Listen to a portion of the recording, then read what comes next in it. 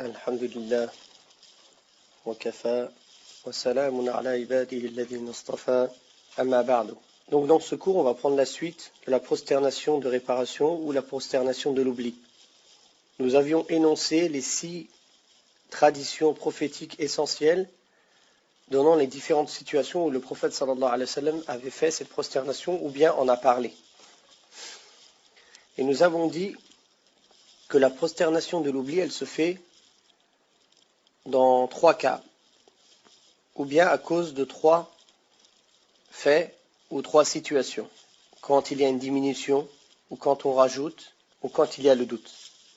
Quand il y a une diminution. Au cas où il y a une diminution dans la prière, à cause d'une insouciance ou d'une erreur, cette chose que l'on a délaissée, il faut bien distinguer son statut. Est-ce qu'on a délaissé un pilier, ou bien une obligation en dehors des piliers, ou bien un acte recommandé et surrogatoire? Si nous avons délaissé un pilier dans une unité de prière par erreur ou par oubli, puis qu'on s'en souvienne avant de commencer à lire dans la prochaine unité de prière qui la suit, alors c'est obligatoire de revenir à la situation ou à l'endroit où on a oublié ce pilier, puis de continuer à la suite de la prière normalement.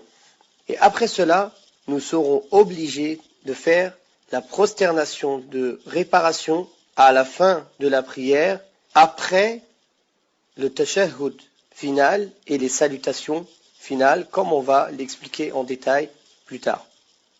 Mais si nous nous souvenons que nous avons oublié ce pilier-là, après avoir commencé la lecture du Coran, de l'unité de prière qui suit ce manquement, alors la rak'at dans laquelle nous avons oublié le pilier, c'est-à-dire l'unité de prière dans laquelle nous avions oublié un pilier, est annulée, est invalide. Donc on doit l'effacer, faire comme si elle n'avait pas été faite et compter à partir de ce moment-là le nombre de rak'at que nous avons faites sans compter l'unité de prière dans laquelle il manquait ce pilier. C'est-à-dire, si c'était la première unité de prière où il manquait un pilier et nous nous en souvenons que après avoir fini la Fatiha de la deuxième rak'at, donc la première rak'at est annulée et la deuxième prendra la place de la première. On la comptera comme la première. Et comme nous avons fait des gestes en plus, de même, nous serons obligés de nous prosterner après la salutation finale pour réparer cette erreur. Si quelqu'un a oublié une unité de prière entière, ou plus, parmi sa prière, alors, dès qu'il s'en rappelle, il finit sa prière, puis il se prosterne, 2 prosternations de réparation, après les salutations finales, comme nous avons vu auparavant dans les hadiths de Abi Huraira, et l'histoire de Dhil Yadayn, quand le prophète sallallahu alayhi wa sallam avait salué après 2 unités de prière seulement, puis quand on lui en rappelait, il est revenu, il a fini sa prière et s'est prosterné 2 fois après les salutations finales, ou bien dans l'histoire, dans le hadith rapporté par Imran ibn Hussein. Donc voilà pour le premier cas, le cas où nous aurions oublié un pilier parmi les piliers de la prière. Nous avons cité tous les piliers dans les cours précédents. Le deuxième cas, le cas où nous aurions oublié ou délaissé par erreur une obligation parmi les obligations de la prière, mais en dehors des piliers. Nous avons bien expliqué auparavant qu'il y avait 2 sortes d'obligations dans la prière, dans les prières. Les obligations qui sont les piliers de la prière et les obligations qui ne sont pas des piliers de la prière. Donc cette deuxième catégorie qui sont les obligations qui ne font pas partie des piliers de la prière, comme par exemple le tashahhud du milieu de la prière. Donc, si on arrive à y retourner avant de dépasser le moment où il doit être fait, alors dans ce cas-là, il n'y aura rien. On finit la prière normalement. L'exemple de cela, si on se lève après la deuxième rak'at pour la troisième, en oubliant d'avoir fait le tashahhud du milieu de la prière. Si on n'est pas complètement debout, et on s'en souvient avant d'être complètement debout pour commencer à lire, dans ce cas-là, nous reviendrons au sol pour s'asseoir et pour faire le tashahhud du milieu. Et dans ce cas-là, la prière sera valide et il n'y aura rien à faire. Dans le cas où nous nous en souviendrions après avoir dépassé son moment, c'est-à-dire en ayant commencé à faire un pilier ou en étant dans l'état d'un autre pilier après cette obligation que nous avons délaissée, dans ce cas-là, on ne revient pas à cette obligation que nous avons oubliée. Et d'ailleurs, certains savants voient que si l'on revient dans ce cas-là, notre prière est annulée.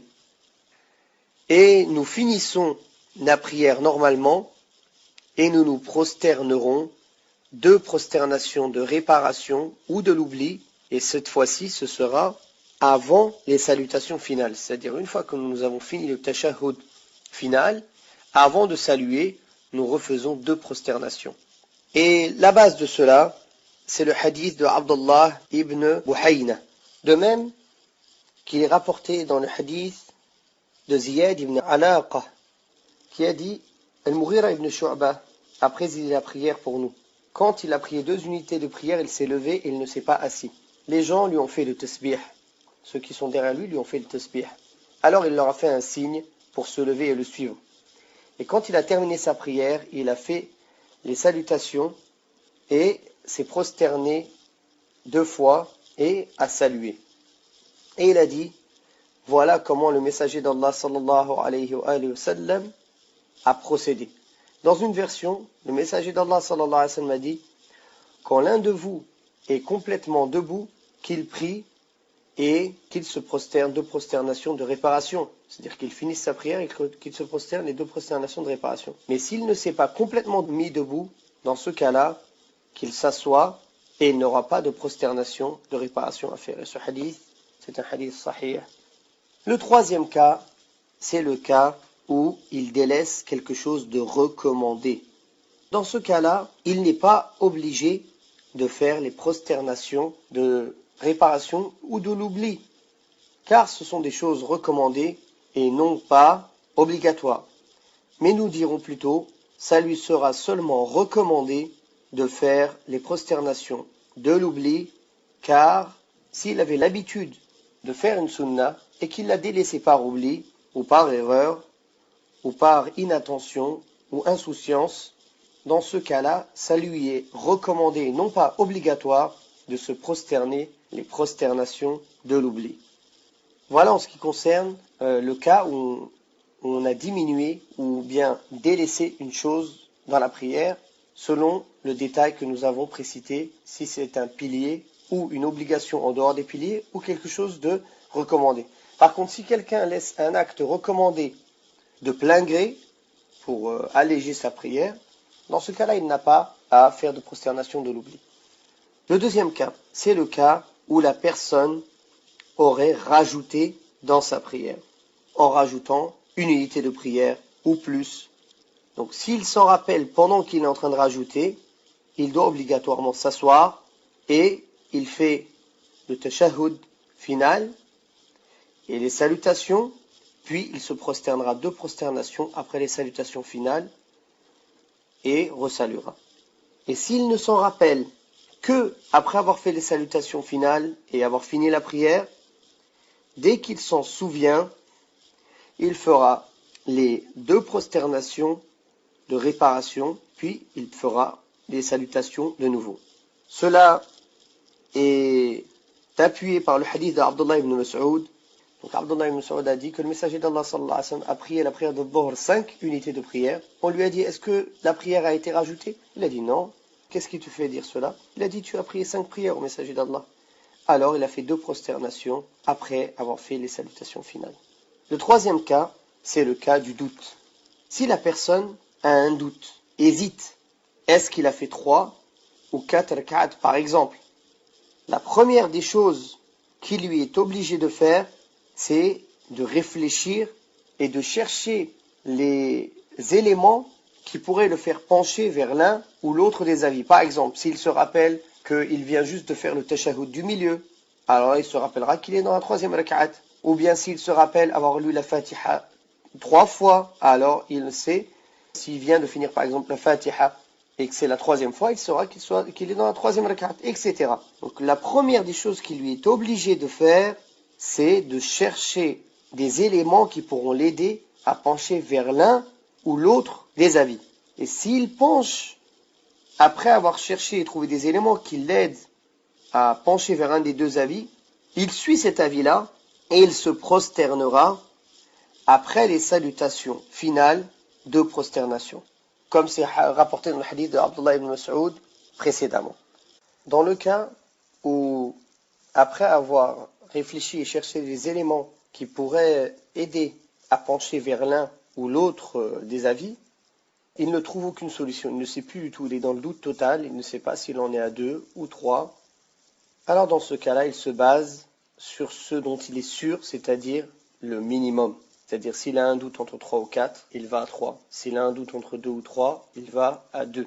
Bien sûr, comme nous l'avons dit, la première chose qu'il lui est obligé de faire, c'est d'abord de chercher des éléments qui pourraient l'aider à pencher vers l'un ou l'autre des avis. Si après avoir cherché, il est toujours dans le doute, il ne penche ni vers l'un ni vers l'autre, il se base sur le chiffre le plus bas et il construit sur cela. Et il se prosternera à la fin de la prière avant le salam et non pas après, comme dans la situation précédente. Et cela, c'est basé sur le hadith de Abi Sa'id que nous avons cité précédemment, et aussi le hadith de Abdurrahman ibn Auf. Il est rapporté par Tirmidhi, Ibn Majah, Al-Hakim, Al-Bayhaqi. Ce hadith, il vient renforcer le hadith qu'on a vu auparavant, c'est-à-dire détailler plus un peu le hadith d'Abi Sa'id al-Khudri, mais ce hadith en lui-même, certains muhaddithines ont parlé sur ce hadith. Mais le hadith d'Abi Sa'id al-Khudri, lui, est rapporté par Muslim, Abu Daoud et Nasai ibn Majah, que nous avons cité dans le dars précédent, dans le cours précédent, qui est si l'un de vous a le doute dans sa prière, il ne sait pas combien il a prié, 3 ou 4, qu'il laisse le doute et qu'il construise sur la certitude, puis qu'il se prosterne de prosternation avant qu'il fasse les salutations finales. S'il avait prié 5, ça lui rendra ses prières paires, et si il avait fait une prière complète, 4, alors ce sera pour mettre la haine à Shaytan. Donc il y a un point sur lequel je voudrais attirer votre attention et une mise en garde en ce qui concerne cette question du doute. Il y a 3 situations dans lesquelles on ne prend pas en compte le doute.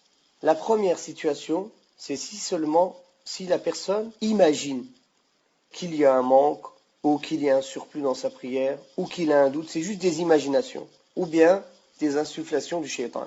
Donc dans ce cas-là, tant que le doute n'est pas vraiment installé et qu'on ne sait pas où on en est, où il faut on se pose la question, on ne prête pas attention à cela. Et ce doute-là ne nuit pas à la prière. On finit simplement notre prière sans se poser trop de questions.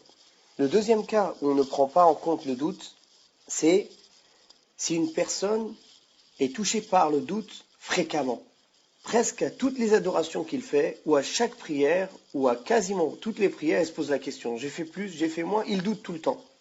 Ou c'est une personne dans sa nature qui doute beaucoup. Donc ces personnes-là doivent tout simplement compléter leur prière sans se poser de questions, et ils n'ont ni prosternation à faire, ni se poser la question si leur prière est valide ou invalide. Allah tabaraka wa ta'ala ne charge pas une âme au-dessus de ce qu'elle est capable de supporter, et ces personnes-là ont un genre de maladie. Donc ils ne doivent pas ouvrir cette porte-là et l'élargir encore plus, car s'ils élargissent cette porte-là, Shaitan va prendre l'emprise sur eux jusqu'au point de leur rendre l'adoration lourde et difficile, et jusqu'au point où ils pourraient même la délaisser, ou bien refaire la prière un nombre de fois incalculable. Le troisième cas et la troisième situation dans laquelle nous ne prenons pas en compte le doute, c'est après avoir fini l'adoration. Après avoir fini la prière, si un doute vient, est-ce que j'ai fait 4 ou 5? Est-ce que j'ai bien fait mes obligations complètement ou non? On ne prête pas attention à ce doute-là.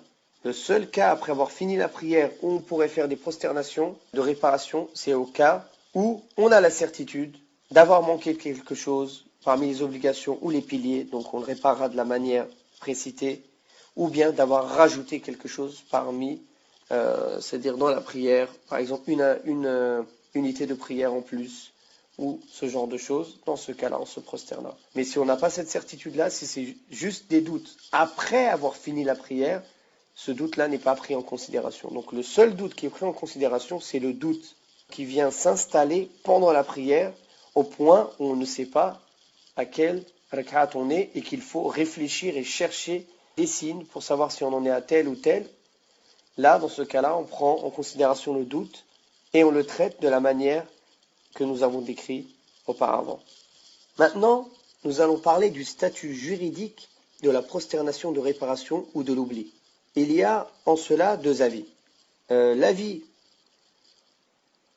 de l'école juridique de Abu Hanifa, qui est aussi un avis de l'école juridique de l'Malikiyya, et qui est l'avis le plus prépondérant chez les Hanabila, chez le madhab de l'imam Ahmad, de même que chez les Zahiriyya, et c'est l'avis aussi de Cheikh l'Islam Ibn Taymiyyah, que la prosternation de l'oubli, quand il y a la cause de le faire, c'est-à-dire quand c'est instauré de le faire, c'est une obligation. La preuve de cela, c'est premièrement que le prophète sallallahu alayhi wa sallam a ordonné de le faire à l'impératif dans toutes les traditions que nous avons précitées.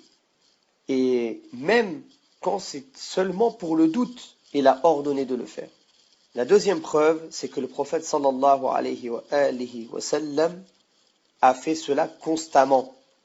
C'est-à-dire, à chaque fois qu'il y a eu une cause pour laquelle il fallait se prosterner, il l'a toujours fait, il s'est toujours prosterné. Si ce n'était pas une obligation, il l'aurait délaissé de temps en temps pour montrer que ce n'est qu'une recommandation et non pas une obligation. Le deuxième avis, c'est que c'est recommandé de faire la prosternation de réparation et non pas obligatoire. Et ça, c'est l'avis le plus répandu chez les Malikites, et c'est l'avis des Shafi'ites, et c'est une version chez les Hanabila.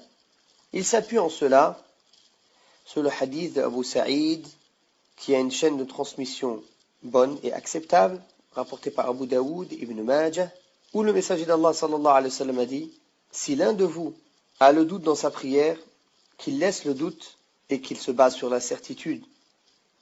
Et quand il est sûr d'avoir fini, qu'il se prosterne 2 fois. Si sa prière était complète, ce qu'il a fait en plus sera compté surrogatoire, et si c'était manquant, alors ça viendra compléter sa prière. Et ce sera pour mettre la haine au shaitan. Donc, ils ont dit dans ce hadith, le prophète sallallahu alayhi wa sallam a utilisé le terme nafila. Ça viendra, c'est-à-dire s'il l'a fait en plus, ce sera considéré comme un surplus pour lui. Donc, ils disent que ce n'est pas obligatoire. L'avis le plus juste en ce qui concerne les prosternations de réparation, c'est que c'est une obligation quand il y a la cause ou la nécessité de faire donc ces prosternations-là, comme on l'a décrit auparavant. Et ce sur quoi se sont basés pour dire que c'était recommandé et non pas obligatoire en disant que c'est une nafila, Cheikh l'Islam Ibn Taymiyyah rahimahullah a répondu à cela par 2 choses. Que le fait que cette prosternation en plus ce soit une nafila, ça ne se trouve pas dans le Sahih Muslim, et on voit que dans l'Afd al-Sahih, il ne parle pas du fait que ce soit une nafila.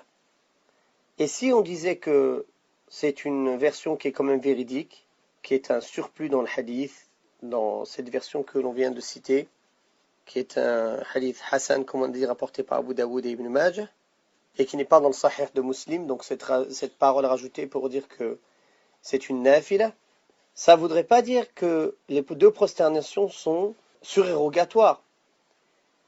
Ça veut dire seulement que l'ordre lui est donné de se prosterner, même s'il a un doute, et si sa prière était complète, alors les prosternations qu'il aurait fait en plus, ça lui sera compté comme prière surrogatoire.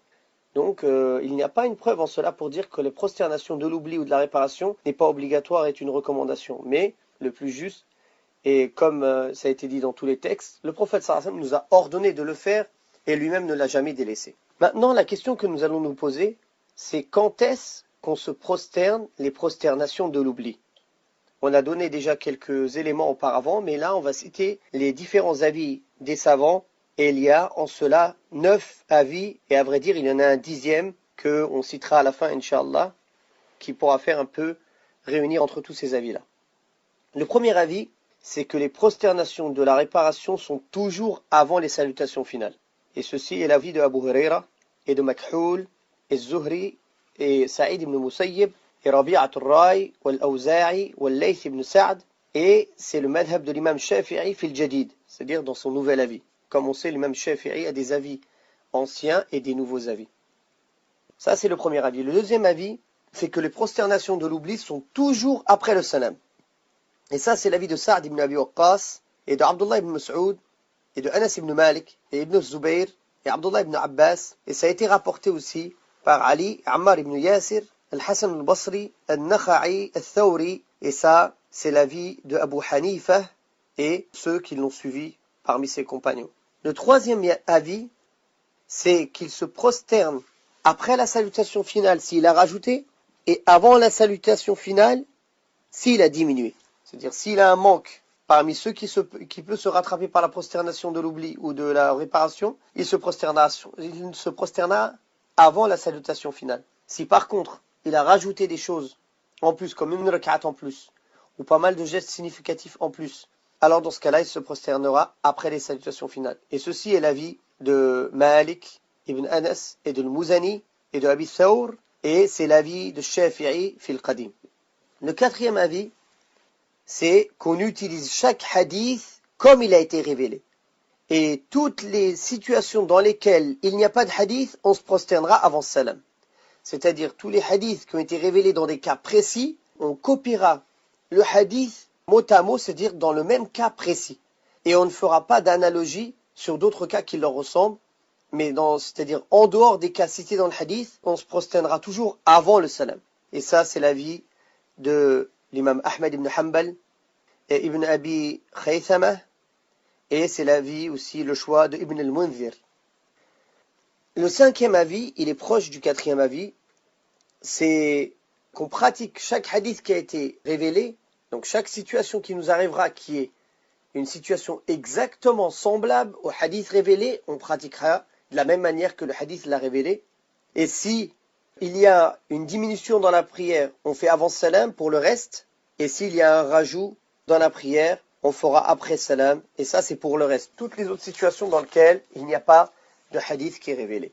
Donc en fait, comme on voit toutes ces situations-là, il ne différencie pas entre le moment où il y a un doute, des moments de rajout et de diminution, comme on l'a cité au préalable, et comme on va le citer à la fin, Inch'Allah. Et ça, cet avis qu'on vient de citer, le cinquième avis, c'est l'avis de Ishaq ibn Rahawayh. Le sixième avis, c'est le même avis que le cinquième, sauf que sur les situations dans lesquelles il n'y a pas de hadith qui est révélé exactement comme la situation dans laquelle on vit, enfin que l'on a pratiqué, on a le choix. Ou on se prosterne avant, ou on se prosterne après. Et ça, c'est l'avis de Shawkani, rahimahullah. Le septième avis, c'est que si on construit sur le minimum, on se prosterne avant salam, et si on cherche la vérité et on penche vers un avis, on se prosterne après le salam, et ça c'est le madhab de Ibn Hibban. Le huitième avis, c'est qu'il a le choix de se prosterner ou avant ou après le salam dans toutes les situations.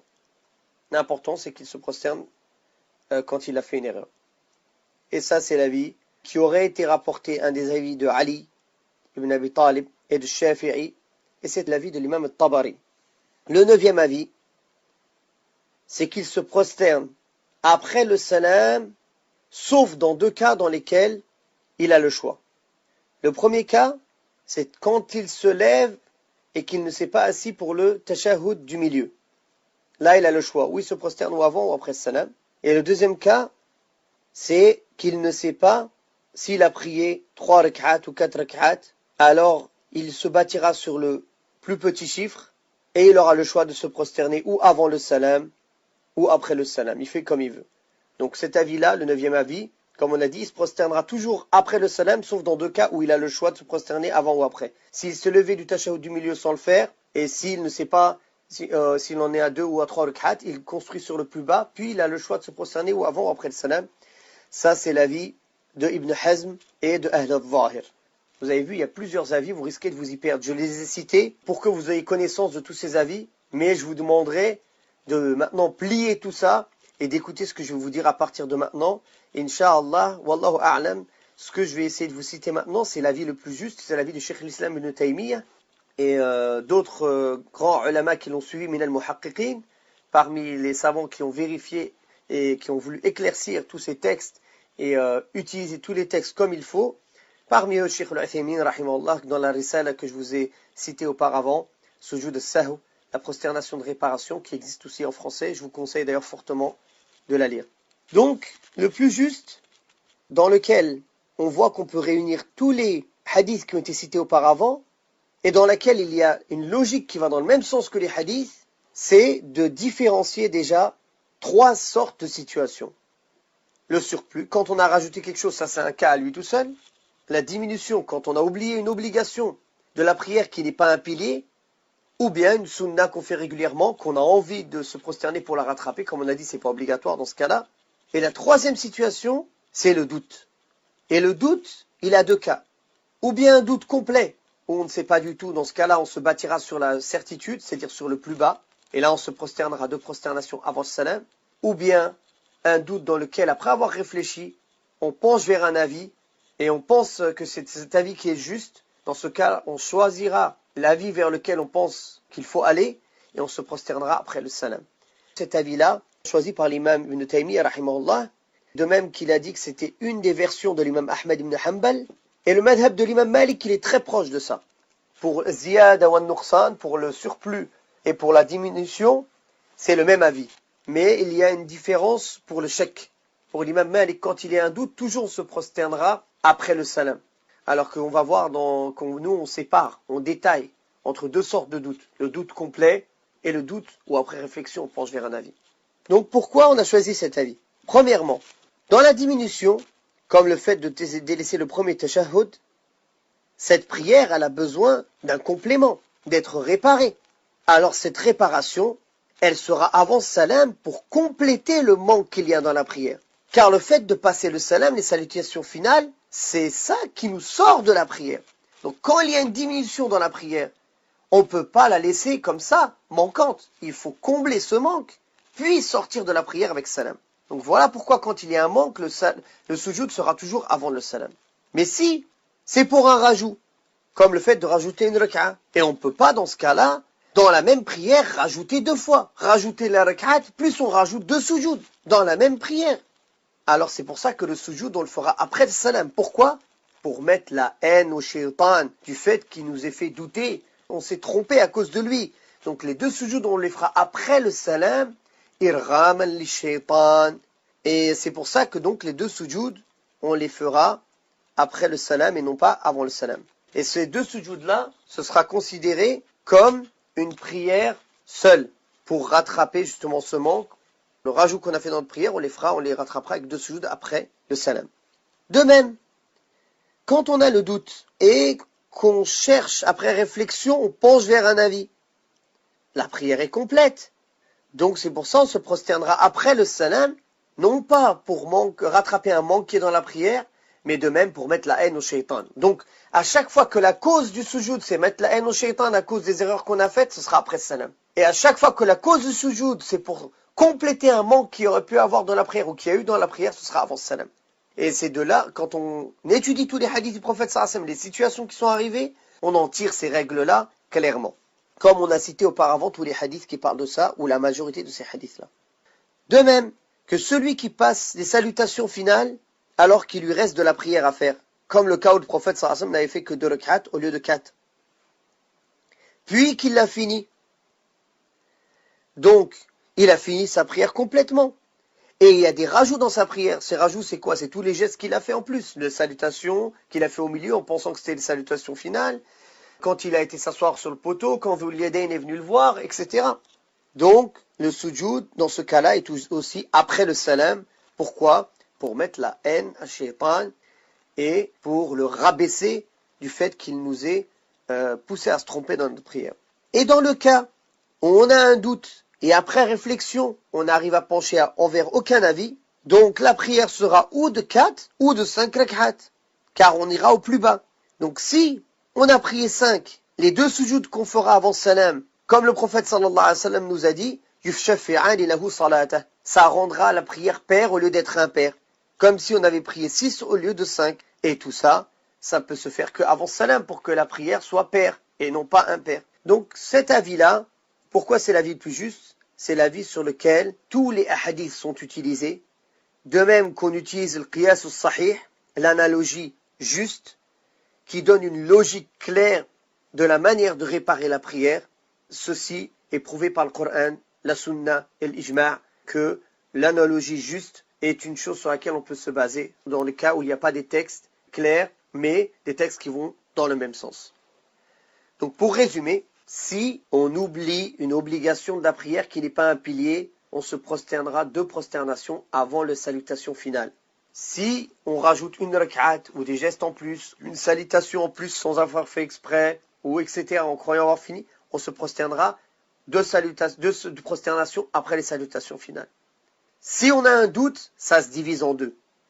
Il y a le doute complet, dans lequel même après avoir cherché et réfléchi, on ne sait pas du tout où on en est. Dans ce cas-là, on se basera et on bâtira sur le chiffre le plus bas, c'est-à-dire si on a le doute entre 3 et 4, on se dira qu'on en est à 3. Et les 2 prosternations se feront avant le salam, comme le prophète sallallahu alayhi wa sallam a dit dans le hadith sahih, que si on avait fait impair, ça nous rendra notre prière paire.